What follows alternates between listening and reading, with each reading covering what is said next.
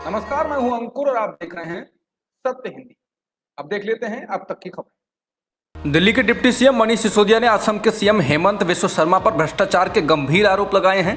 सिसोदिया ने कहा कि कोरोना महामारी के दौरान हेमंत स्वास्थ्य मंत्री थे, तब उन्होंने बिना टेंडर के पीपी किट का ठेका अपनी पत्नी को और उनके बिजनेस पार्टनर को मार्केट से ज्यादा कीमत पर दिला दिया।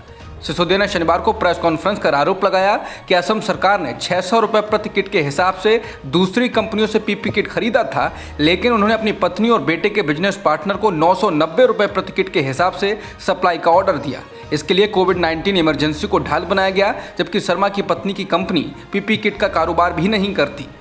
मनीष सिसोदिया द्वारा लगाए गए भ्रष्टाचार के गंभीर आरोपों को असम के मुख्यमंत्री हेमंत बिस्वा शर्मा ने खारिज कर दिया। शर्मा ने कहा कि असम में मुश्किल से ही पीपी किट थी, लेकिन मेरी पत्नी ने लोगों का जीवन बचाने के लिए लगभग 1500 पीपी किट सरकार को मुफ्त में दान की। शर्मा ने कहा कि उनकी पत्नी ने एक भी पैसा नहीं लिया। शर्मा ने कहा कि आधे अधूरे कागजात मत दिखाइए, सारे तथ्य रखने की हिम्मत रखिए। इसके साथ ही शर्मा ने मनीष सिसोदिया पर आपराधिक मानहानि का मुकदमा ठोकने की चेतावनी दी। कानपुर में हुई हिंसा के मामले में पुलिस ने एक स्थानीय मुस्लिम नेता को गिरफ्तार किया है। पुलिस ने कहा कि इस मुस्लिम नेता का नाम हयात जफर हाशमी है और वो इस हिंसा का मुख्य साजिशकर्ता है। बता दें कि शुक्रवार को परेड बाजार बंद कराने को लेकर दो समुदाय के लोग आमने सामने आ गए थे और इस दौरान सांप्रदायिक हिंसा हुई थी। पुलिस ने इस मामले में 40 नामजद लोगों के खिलाफ एफआईआर दर्ज की है। पुलिस ने कहा कि हयात जाफर हाशमी मौलाना मोहम्मद जफर अली फैंस एसोसिएशन का राष्ट्रीय अध्यक्ष है। हाशमी ने ही शुक्रवार को बाजार बंद कराने का आह्वान किया था। ये आह्वान बीजेपी प्रवक्ता नूपुर शर्मा के द्वारा पैगंबर मोहम्मद पर की गई एक टिप्पणी को लेकर किया गया था। हाशमी पर आरोप है कि उसने लोगों को भड़काया और इसके बाद पत्थरबाजी की घटना हुई और दो समुदायों के लोग आमने सामने आ गए।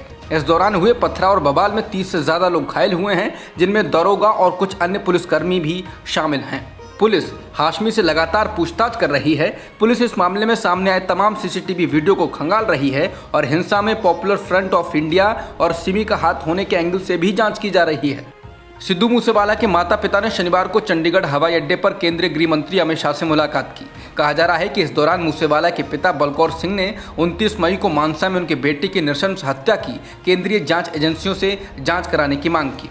वहीं शाह से मिलने के बाद सिद्धू मूसेवाला के पिता ने अपने बेटे के सोशल मीडिया अकाउंट से लोगों से अफवाह पर ध्यान न देने की अपील की। उन्होंने कहा कि सोशल मीडिया पर तरह तरह की बातें चल रही हैं, उन्हें इससे बहुत दुख हुआ, लेकिन लोगों को उन पर विश्वास नहीं करना चाहिए। उन्होंने कहा कि उनका चुनाव लड़ने का कोई इरादा नहीं है। उन्होंने कहा कि अभी उनके बेटे की चिता बुझी भी नहीं है। इसके साथ ही उन्होंने संकट की इस घड़ी में उनके साथ खड़े रहने के लिए लोगों का धन्यवाद दिया और सिद्धू मूसेवाला के प्रशंसकों से 8 जून को उनके भोग समारोह में शामिल होने का अनुरोध किया।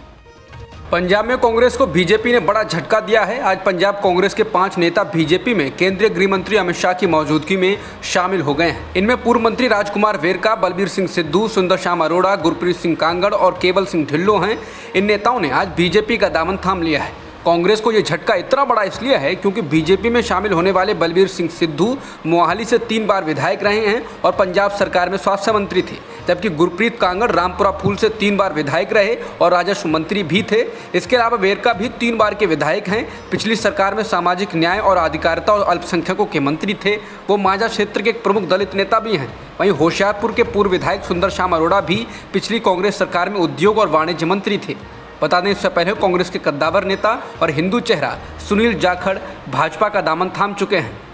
बीजेपी ने उत्तर प्रदेश में 2 लोकसभा सीटों पर होने वाले उपचुनाव के लिए उम्मीदवारों के नामों का ऐलान शनिवार को कर दिया है। रामपुर सीट पर घनश्याम लोधी को टिकट दिया गया है, जबकि आजमगढ़ सीट पर जाने माने भोजपुरी कलाकार दिनेश लाल यादव उर्फ निरहुआ को उम्मीदवार बनाया गया है। इस बात की जोरदार चर्चा थी कि बीजेपी रामपुर सीट से केंद्रीय मंत्री मुख्तार अब्बास नकवी को टिकट दे सकती है, क्योंकि नकवी को इस बार बीजेपी ने राज्यसभा चुनाव में भी उम्मीदवार नहीं बनाया है, लेकिन उन्हें टिकट नहीं दिया गया है। उनका राज्यसभा का कार्यकाल समाप्त होने वाला है। बता दें, आजमगढ़ सीट समाजवादी पार्टी के अध्यक्ष अखिलेश यादव के विधायक चुने जाने की वजह से खाली हुई है, जबकि आजम खान ने उत्तर प्रदेश विधानसभा का सदस्य चुने जाने की वजह से रामपुर लोकसभा सीट से इस्तीफा दिया है। रूस और यूक्रेन युद्ध को लेकर अब भारत के पूर्व केंद्रीय मंत्री रविशंकर प्रसाद ने ऐसा दावा किया है जिस पर सवाल उठने लगे हैं।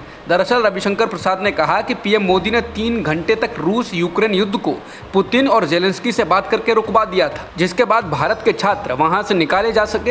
हालांकि उनका यह दावा लोगों को हजम नहीं हो रहा है, क्योंकि मार्च में जब ये सवाल भारतीय विदेश मंत्रालय के प्रवक्ता अरिंदम बागची से पूछा गया था तो उन्होंने कहा था ये तो सर के ऊपर से निकलने वाली बात है।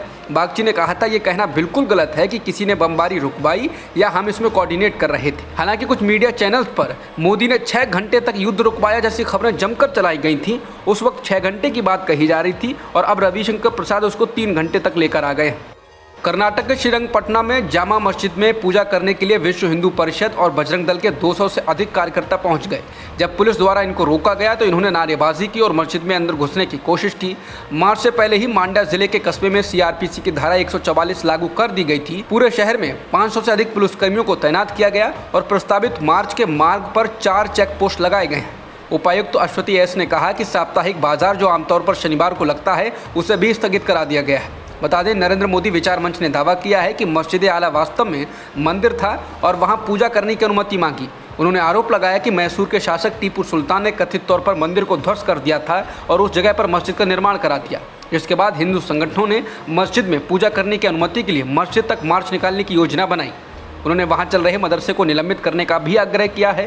हालांकि इस मार्च की अनुमति नहीं दी गई। इसके बावजूद भी वीएचपी और बजरंग दल के कार्यकर्ताओं ने अभियान को नहीं रोकने का फैसला किया।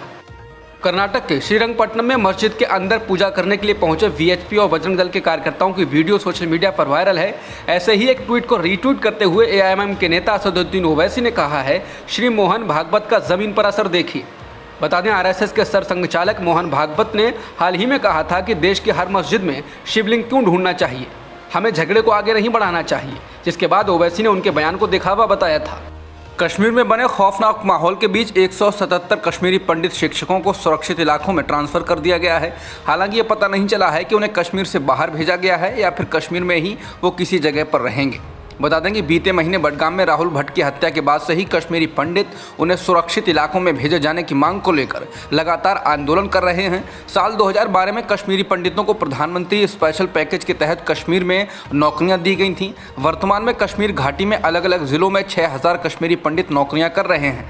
घाटी में हो रही हत्याओं को लेकर वे लोग दहशत में हैं और उन्हें जम्मू ट्रांसफ़र किए जाने की मांग उठ रही है। कश्मीर में इस साल अब तक 17 लोगों की टारगेट किलिंग हो चुकी है। मई से अब तक आतंकी एक के बाद एक 8 लोगों को मौत के घाट उतार चुके हैं। पाकिस्तान के राष्ट्रपति डॉक्टर आरिफ अलवी ने वर्तमान सरकार द्वारा चुनावी कानूनों में संशोधन वाले 2 बिलों को वापस लौटा दिया है। ये बिल हाल ही में पाकिस्तान की संसद में पारित किए गए थे, जिनमें इमरान खान की सरकार द्वारा लाए गए ईवीएम के इस्तेमाल और विदेशी पाकिस्तानियों के लिए आई वोटिंग के प्रावधानों को बदला गया था। राष्ट्रपति ने इन बिल्स को संसद और उसकी समितियों द्वारा दोबारा विचार करने के लिए वापस से भेज दिया। ये दोनों बिल पिछले महीने नेशनल असेंबली और सीनेट द्वारा पारित किए गए थे। दोनों सदनों से पास होने के बाद इनको कानून बनाने के लिए केवल राष्ट्रपति की सहमति की जरूरत थी। हालांकि राष्ट्रपति अलवी ने आज ये कहते हुए बिल वापस कर दिए कि उन्होंने संविधान के अनुच्छेद 46 का उल्लंघन किया है, जिसके अनुसार प्रधानमंत्री को आंतरिक और विदेश नीति के सभी मामलों के विधायी प्रस्तावों को संसद में लाने से पहले राष्ट्रपति को सूचित करना होता है। अब तक की खबरों में इतना ही। बाकी खबरों के लिए बने रह सकते हैं आप सत्य हिंदी.com। नमस्कार।